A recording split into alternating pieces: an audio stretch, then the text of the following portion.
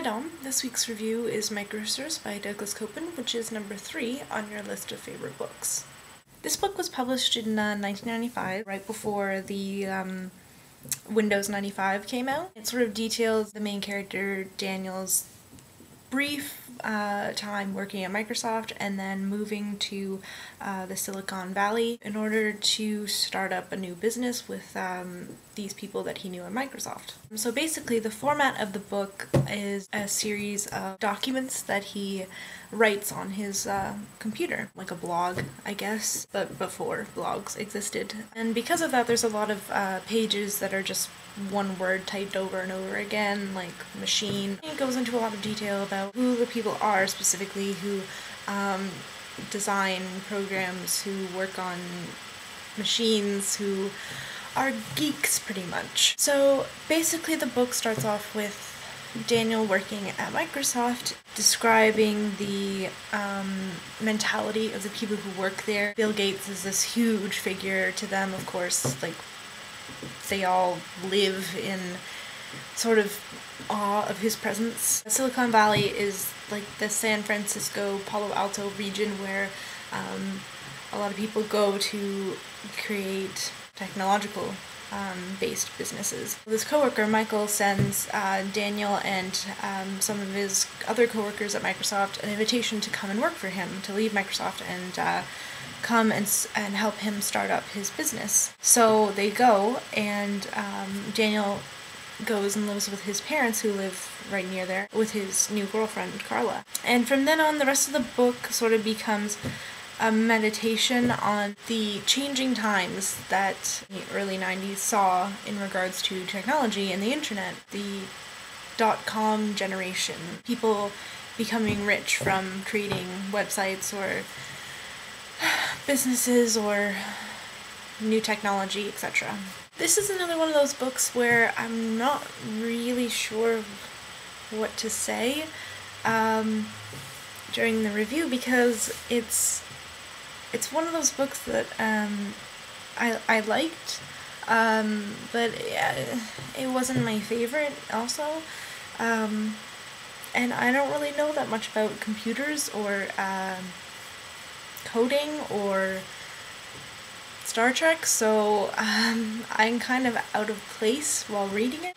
I guess what I really liked about this book was that Daniel and his coworkers who followed Michael into Silicon Valley to start up this business with him formed this sort of like family unit, and they just talked about whatever they wanted to talk about, even if it was completely, especially if it was completely nerdy, geeky, whatever. It's sort of paralleling that with life at Microsoft, in which Daniel was sort of really unhappy and didn't really have any friends, sort of, and he definitely didn't have a girlfriend like Carla. Daniel's brother died when they were fairly young. He was 12, I think. It's sort of just been him and his parents for a while, and then when this whole group comes down and starts living with them or lives near them or works out of their home for a bit, it sort of becomes this family that they didn't have before, and that's really sort of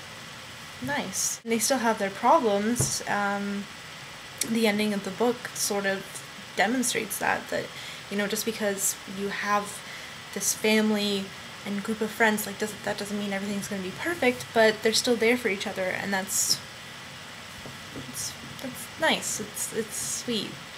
And I think that I definitely preferred that side of the story to the sort of technological, computer-y side to it.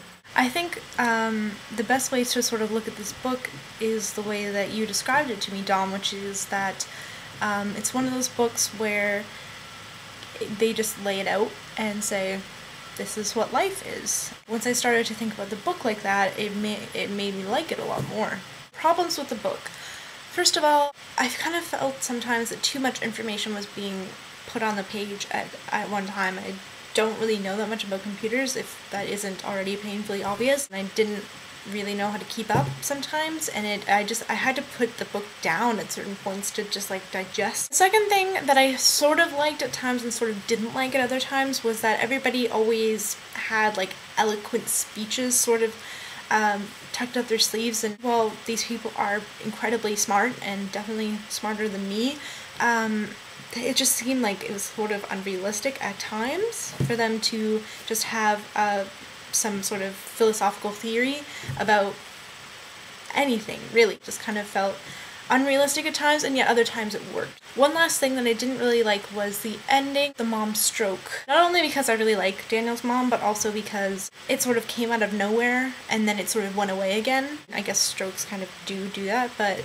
it came out of nowhere, and then it seemed like she was recovering, so it was like sort of unnecessary drama to drag out the ending of the book a little bit more. So that was one thing I didn't really like either. So altogether, I would say that I liked the book. I probably wouldn't buy it, but I would probably get it out from the library and read it again. I would give the book probably 3 out of 5 codes. So I'm gonna look forward to your next review, which is of one of my favorite books, The Lesser Blessed. And I honestly can't really think of any Microserfs related sign-offs, so I'll see you next week.